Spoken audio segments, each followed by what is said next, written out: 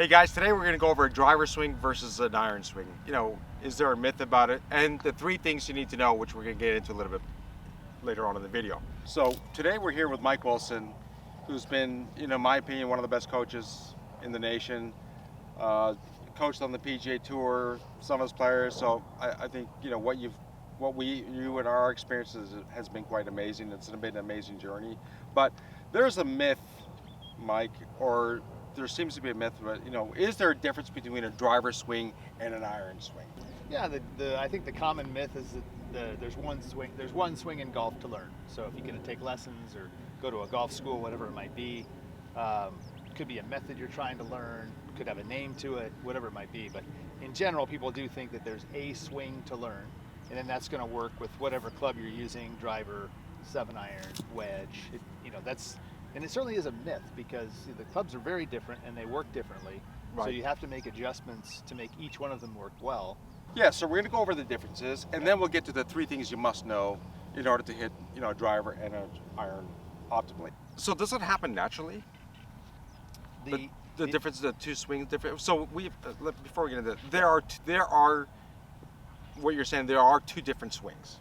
Certainly, the clubs work differently. Let's put it that way. There's two different tools. Got it. Right? There's two different tools. So, if you try to use a shoe for a hammer, it'll work, but it's not very optimal. Got it. You know what I mean? So the way you use the tool makes a difference. So you have to know how each one works, then to make the right swing with each one. Now, it's not like you're learning a completely new swing with a driver versus an iron, but you do have to know the adjustments to make them work, because as we'll show with some of the points we're going to make here today, how they go through impact is really different. Right. So you have to know how to, but they don't happen innately. You must make the adjustments intentionally. You have to have the knowledge of what to do. Right. And then you have to make those adjustments intentionally. Right. So we have to become aware of the differences. Right.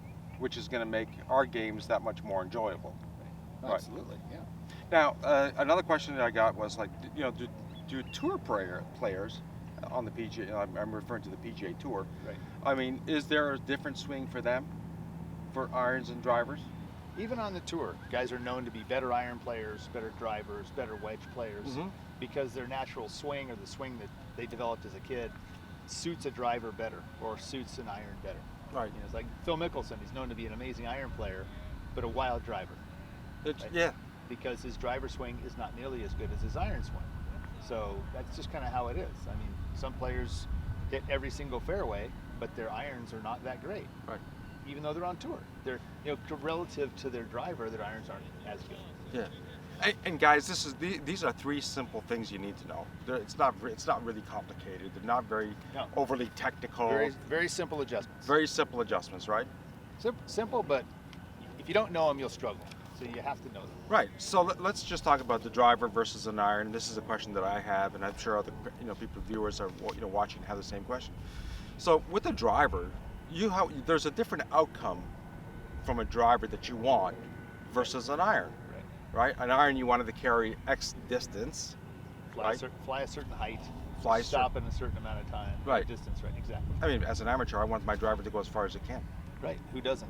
That's kind of the point of a driver, is to drive it down the fairway as far as you can hit it. Right, and roll as far as it can, but I don't want that with an iron. I want it to, if I'm hitting 140 yards onto a green, I don't want it to go 140 and then roll another 20. Right.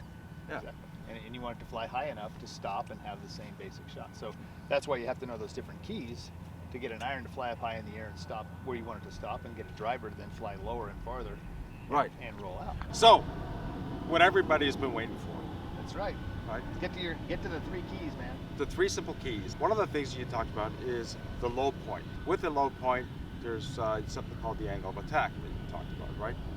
So you're going to show us the difference between the low point in a driver and a low point in an iron, and the angle of attack for the two as well, right? Yeah. Cool. Because the low point in golf is not like when you make double, triple. It's not the low point of your round. Not the low point of the round? No, come on. Where you're emotionally distraught. So it's not your personal low point. So there's a term called low point in the golf swing. Okay. And so, you want to demonstrate for us what that is, Mike? Yeah. Because I did when you first said low point, and then so maybe some of the audience don't know what low point means. It's a term that a lot of students don't know. So I'll ask them. I say, your low point is off, and they say, well, I'm not sure what that means. So low point simply means when you start out in the beginning with a golf club and it's sitting on the ground by the ball, certainly the club, once it starts moving, it starts getting higher up in the air, right? Yes. So it starts low on the ground, swings up in the air behind you, comes back down to the ground again, and then goes back up in the air around behind you on the other side. Got it. Does that make sense? So the low point terminology has to do with the downswing, not the backswing. So it's with the downswing, and when your club is coming down, if it starts here right by the ball, when it comes back down, where is the lowest point of its arc before it starts going back up again? Does that make sense? Yeah. And so Yes. I put this tube of golf balls here on the ground to show with an iron. I'm coming down. Most people have heard that if you make a divot, you should make a divot in front of the ball, right? So people have sort of heard they're supposed to make a divot up here, but they're like, doesn't even make sense how you would do that. Right. But still get a ball up into the air. But what happens is the lowest point of the swing, once the club's up here high and then coming back down again, it should be just in front of the golf ball to help the ball get up into the air. Now with the driver, it's very different than that. Okay, so as you start talking about a little more of the driver compared to the iron, if you said just a second ago with an iron, as it's coming down to make a divot in front of the ball, the club's coming back down on its approach, hits the ball and then barely hits the grass, and then it goes back up in the air again and goes around. So that's the way you hit a solid iron shot, a solid hybrid, a solid fairway wood.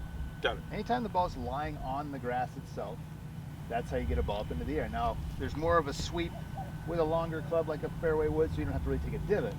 But the lowest point of the arc still has to be right in this area to make it work. Ahead of the ball, somewhat. Somewhat, just either right under the ball, at least for a 3-wood, or barely in front for an iron. So a quick question. Yeah. Is that where compression comes into play, Mike? Yeah, some of the technical terms, compression and cover the ball, all those things, that's how you do it. But I think for a lot of players, some of those terms they don't relate to those terms yet. They're hitting something like compressing the ball or feeling that they know what a soft shot feels like, or a solid shot where they feel like they don't even hit the ball. So I think that might be maybe a better term, like when you just hit it dead solid, like you don't even feel the shot. Right. So that would be your low point for an iron is up here, and the handle's in front, and you're hitting it like that. So, but are you going to hit it the furthest you can? Right. So that gives That the club can within your parameters of your swing? Right. So now the tool's working properly. You're hitting the sweet spot. The ball's going to have more backspin, higher flight, and it's going to go farther as well. Got it. So you're allowing the tool to work properly. That's how this thing is supposed to work. Got it. Switch it up and relate it to a driver, the driver is very different. So, if I come up here and I try to put the low point and swing in such a way that I hit in front of the ball, my driver's now coming down like this, and I hit down into the tee. Right. The ball goes off the top of the golf club and flies straight up in the air. I hit a pop-up. Pop-up. So sometimes people think they're hitting a pop-up drive by actually hitting underneath it. Like that's some students, they'll tell me, I think I'm hitting under it because it's going so high. The problem is if you try to go under a ball, look where I'm hitting. I'm hitting the ground back here. I can't actually go under a ball. Right. It's not possible. So instead they're trying to make the same swing. They're coming down. There it hits the tee. Your tee's gone. Now there is a divot with your driver. You're that guy making the divot with the driver. And the ball flies off the top, then you got to take your driver in and get a new one. Yeah. Because it goes off the top. Right? I've never done that. Yeah. Ever. Some people have. So instead, the driver, this club, once again, it starts on the ground. It goes up in the air behind you, comes back down again. And now a driver's low point is back behind the ball. And then the club comes barely up to strike and hit a good driver. Got it. That makes sense. So it's on the upswing. Right. Right? On the upswing of the driver. At worst, you want to be level to the ground Mm-hmm. when you strike a driver, and at best, slightly on the rise. On the rise. To get the best spin on the ball, the launch, so it rolls out, Right. and that kind of thing. And so you can imagine if you were doing something correct with an iron, whether it be a setup key or something else or a swing key, that didn't allow me to swing with my lower point back here Right. and come up. My driver's not going to work right. Knowing these two things and being aware of these, like the strike point with an iron is ahead of the ball, or the low point. I mean, low point is ahead of the ball with the iron. Low point is behind the ball with the driver. Right. Can that be simply just by adjusting ball position Yes, too? so ball position helps. Helps? Okay. And then body position, both of those things Right. together. Right. Handle position, Mm-hmm. all those things, those are the adjustments that we make. Right.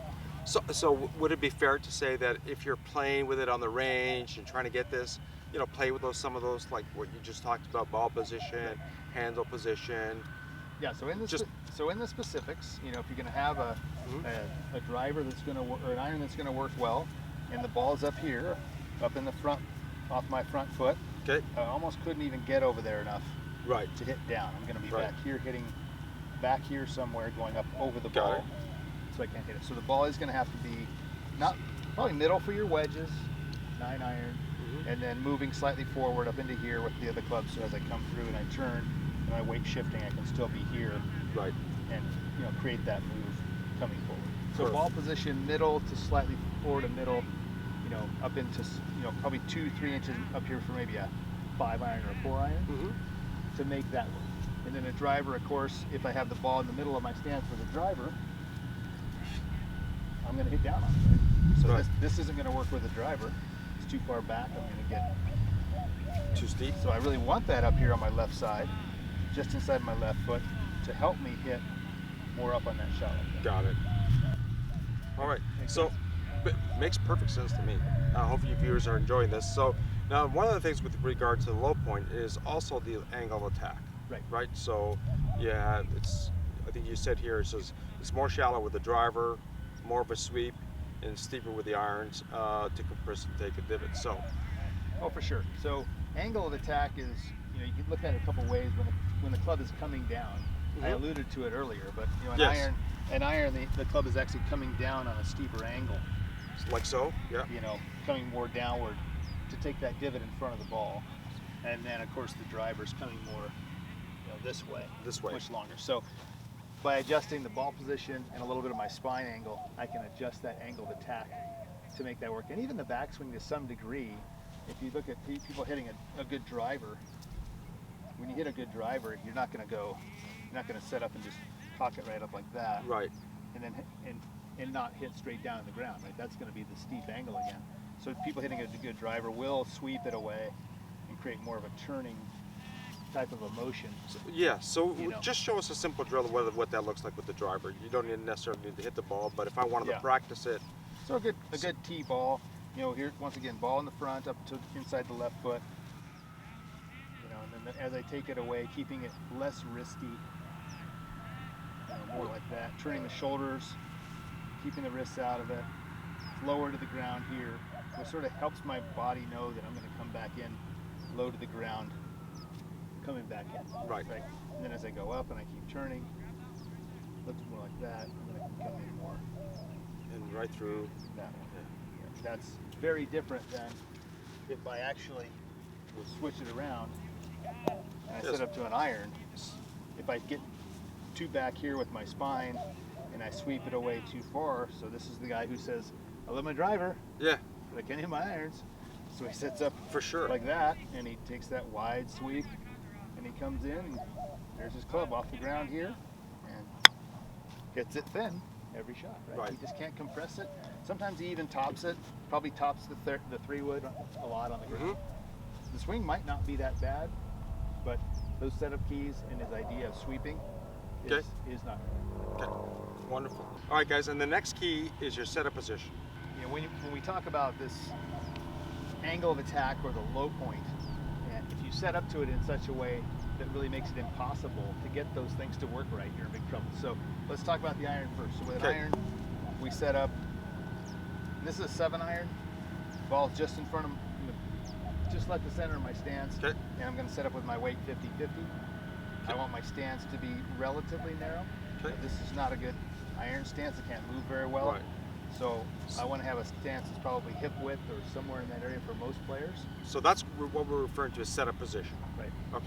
So the setup parameters really is when you're looking at how it relates to the strike of the ball, it's going to be where is your weight left and right, at 50-50, are you too much on your left, too much on your right, and then where is your spine angle as it affects that, because the spine angle will help, especially with the driver, hit more of that upswing, that Right. Okay. So every shot in golf, basically, when your backhand is below your front hand, right, that tips your spine slightly backward.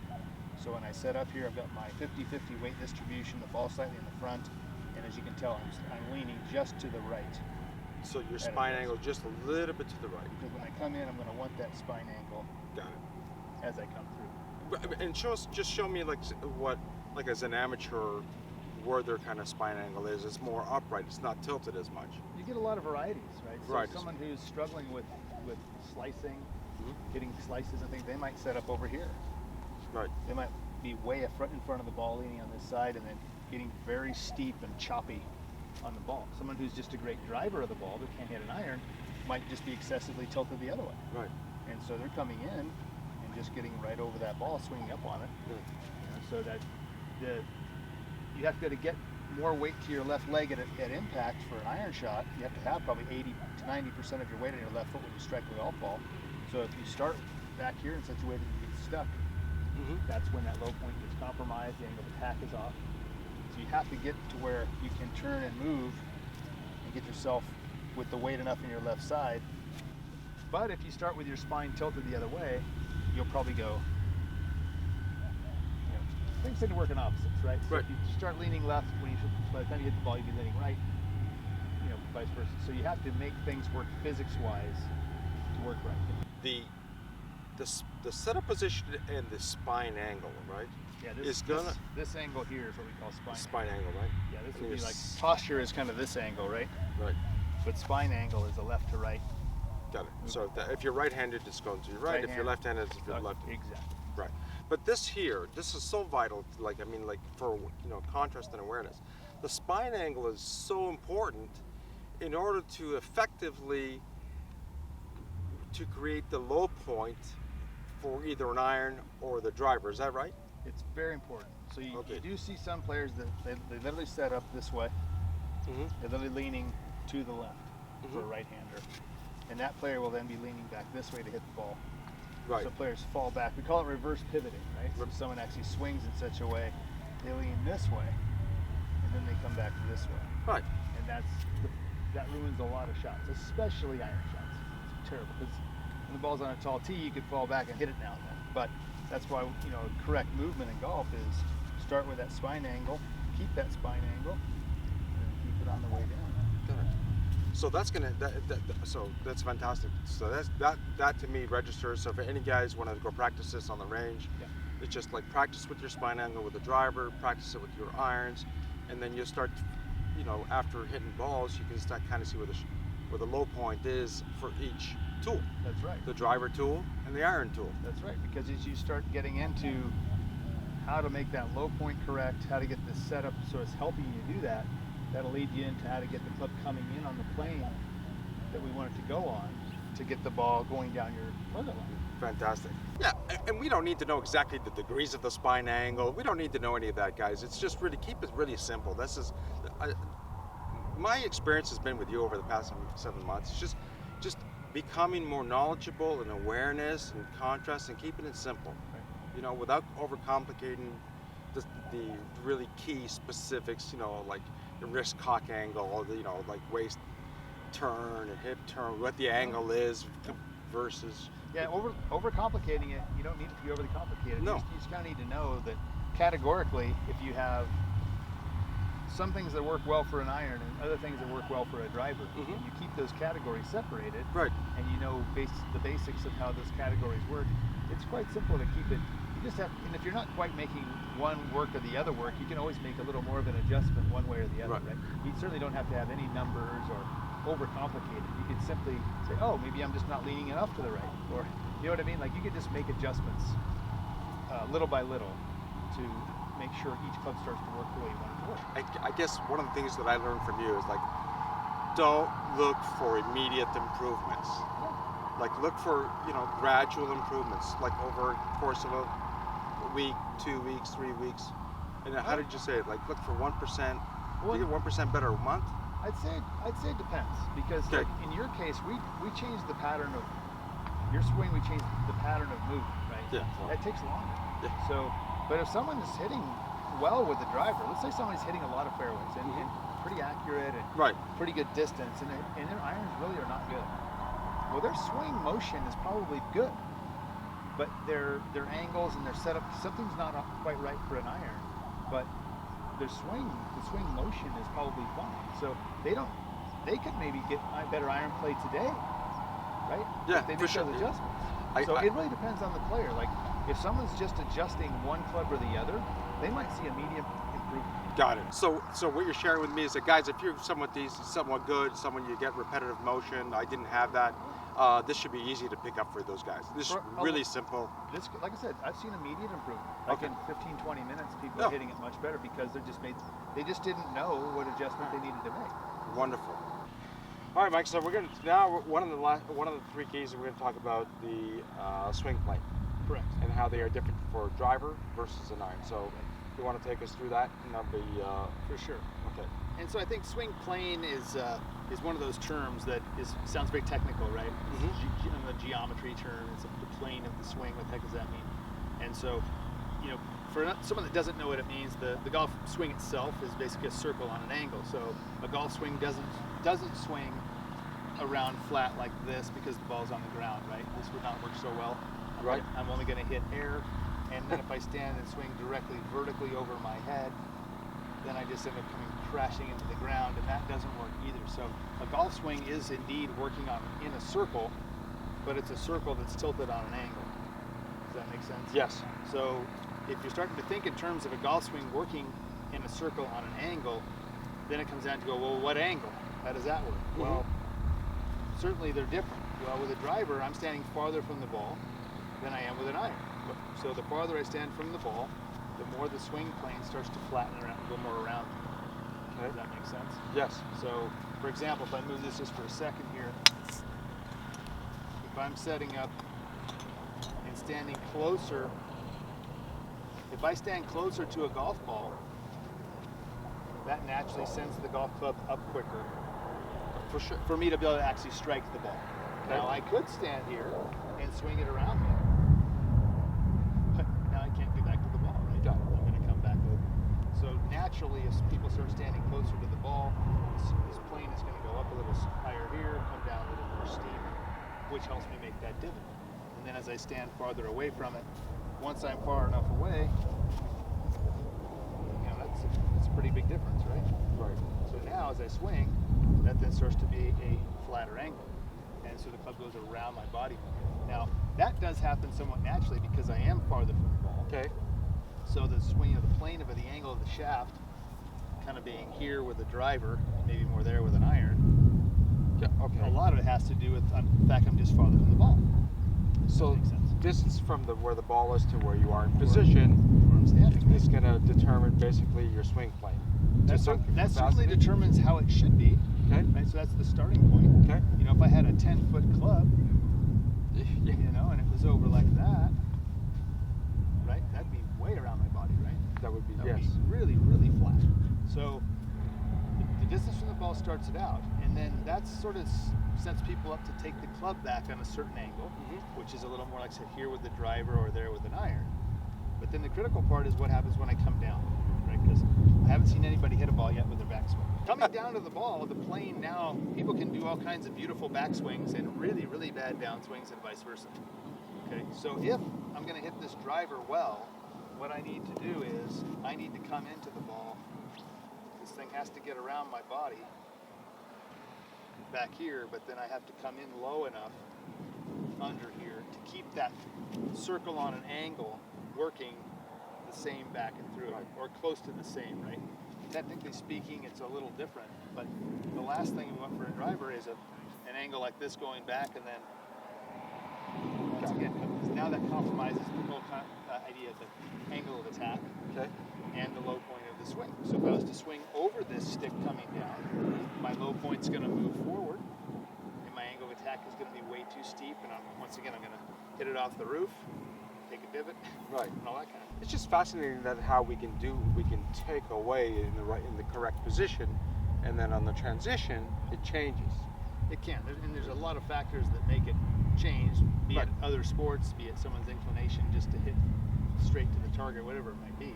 So would you say that the idea is that you know, the way that you take it back, if it's taken back correctly, try to take it through the transition. What I'm trying to say is, like, if you take it back and it's proper, try to keep it proper on the way down. Yeah, it's very difficult to have players be that technical with their plane. That, you know, because most players that play really good golf, the club goes back on a plane here and then drops down. We call it shallowing, and it comes down slightly under to come in. Got it. Okay.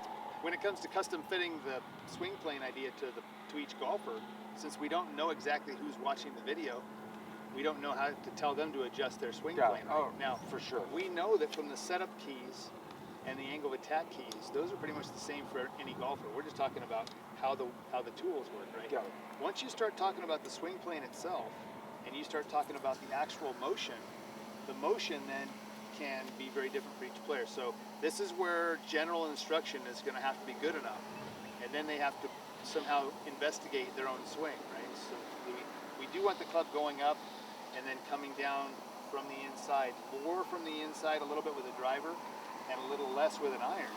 All right, so why don't we just keep it simple then? Like, I think you said very something, because we don't know each individual swing planes. That's right. After on the downswing. That's right. So for a video like this, you just want people to know that if you're standing farther from the ball and you're turning and having less wrist cock like we talked about earlier, that's going to make the club go a little bit more around your body and be fractionally lower back here than it might be for an iron, where I'm closer and swinging a little more up here. Got it. So there is a difference in those two swings. That's it. Those planes are slightly different. They're not going to feel massively different because it's your swing. But if we videotape it, sure enough, they're going to be different because I'm a different distance from the ball, and then one naturally swings up higher, and one naturally swings a little bit lower. All right. So, Mike, thank you very much for. I mean, this has been very informational for me, and I hope it's educational for all your viewers out there. So, again, just to recap, the three things you need to know, and I'll just go over to highlight them first, is the low point, setup position, and your swing plane difference. So you want to go over that. So let's start with setup, low point. Yeah, so a low point, you're making sure that people really do know that the low point when you're swinging an iron, we talked about the low point, where the club comes down, once it reaches its top up here, as it's coming down, where does it reach its lowest point of the swing, which is for an iron, you want to be after the ball, so you hit the ball and then the grass. Okay. And a driver, it's before the ball, so you're swinging more up at the ball, or at least level to the ground. You don't want to be hitting down on a driver and up on an iron. You want the opposite. Okay. And then now let's go to setup position. The weight distribution and spine angle. That's right. For an iron and driver to help you succeed in creating the most effective low point. Correct. Okay. You know, so for the driver to get the club swinging a little more up at the ball, weight a little more back-footed, 60-40 at the beginning, 50-50 to 60-40. Certainly you do not want to overload your front side to hit a driver, and then that allows you to sweep it, keeping the ball in the front of your stance. And with an iron, ball more toward the middle of the stance, depending on the iron. And then weight 50-50 so that you can start shifting your weight to move it to your front foot to get that low point in front. Yeah. And then the last thing is the swing plane difference. It's just knowing that there is a swing plane difference between the iron and driver. Exactly, knowing that it really is the fact that there's the difference in the distance that you are from the ball inherently sends the club flatter or steeper, and you want to allow it to do that. Wonderful. All right, so I think we're wrapped up here. Mike, thanks a lot. If you guys, listen, subscribe to Mike Wilson's channel. You can see the link, click on the links below, subscribe to Golf Anything channel. And I really enjoy our time here, and then watch out for some more tutorial videos coming up soon. We got more coming. We got more coming.